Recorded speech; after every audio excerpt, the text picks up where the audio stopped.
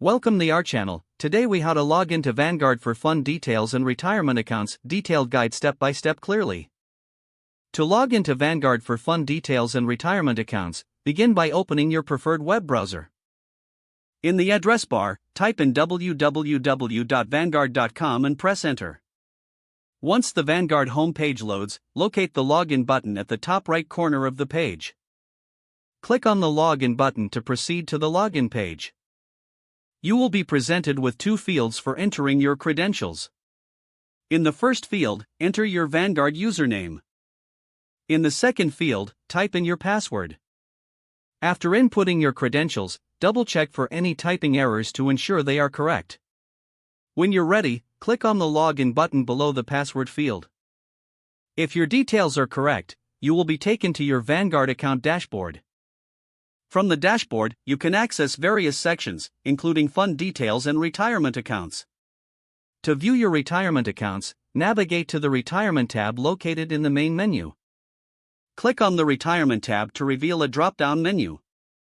Choose the appropriate account type related to your retirement options. For fund details, go back to the main menu and click on the Investments tab. Select mutual funds or ETFs depending on what you want to view. Now you can explore detailed information about various funds, including performance and expenses. To log out, return to the top right corner and click on your profile name. From the drop-down menu, select Log Out to safely exit your account. This concludes the login process to access Vanguard for fund details and retirement accounts. If the page does not load, refresh the browser or try again in a private or incognito window. Make sure you are using the correct email address, then retype it carefully to avoid small typos. If your password is not accepted, use the reset option and create a new strong password you can remember. Check your spam folder for verification or security emails, then complete any requested confirmation steps. Enable two-factor authentication if available to improve account security and reduce unauthorized access risk. After signing in, review your profile details so your contact information and settings are accurate and current.